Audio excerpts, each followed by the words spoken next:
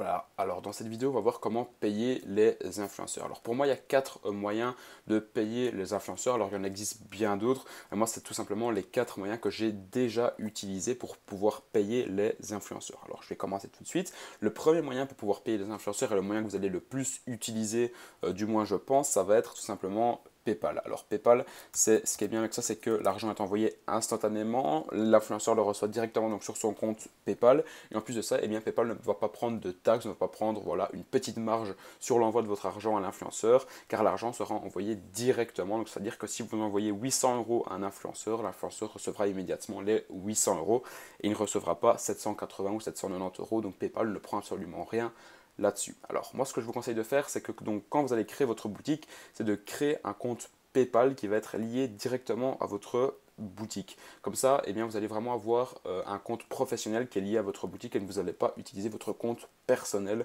pour votre boutique.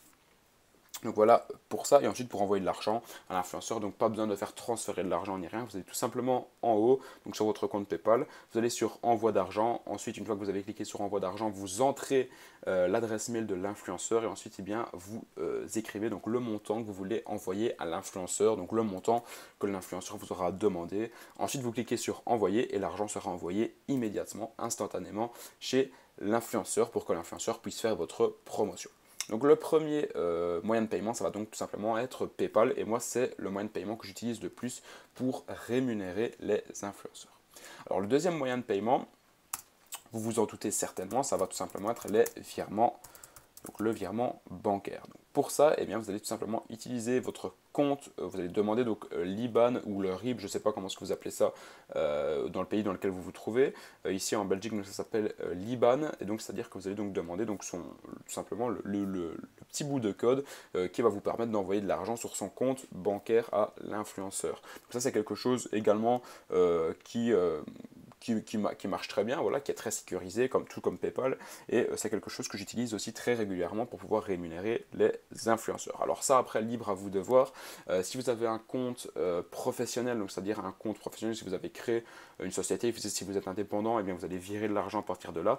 Et si vous n'avez pas encore créé de société, ou bien si vous êtes tout simple, si vous n'avez tout simplement pas encore pris contact, par exemple avec un comptable, pour vous déclarer que vous êtes toujours au début, que vous n'avez pas encore engrangé un seul euro, eh bien vous pouvez envoyer de l'argent à partir de votre compte personnel. Moi, c'est ce que j'ai fait au début. Voilà, quand je ne gagnais pas encore un seul euro, j'avais envoyé de l'argent à partir de mon compte personnel vers l'influenceur. Ensuite, par après, voilà, je me suis déclaré. Mais bon, ça, c'est pas le sujet de la vidéo. Ici, on parle de comment payer les influenceurs. Je pourrais également vous faire des vidéos sur comment se déclarer, mais ça c'est vraiment un autre sujet. Donc si eh bien, vous avez votre compte personnel que vous n'avez pas encore touché un seul euro de dropshipping, eh bien, vous pouvez envoyer de l'argent donc directement de votre compte personnel vers l'influenceur et l'influenceur comprendra, vous lui dites tout simplement que vous êtes, je sais pas moi, le fondateur de la marque et que vous utilisez votre compte bancaire personnel pour lui envoyer de l'argent.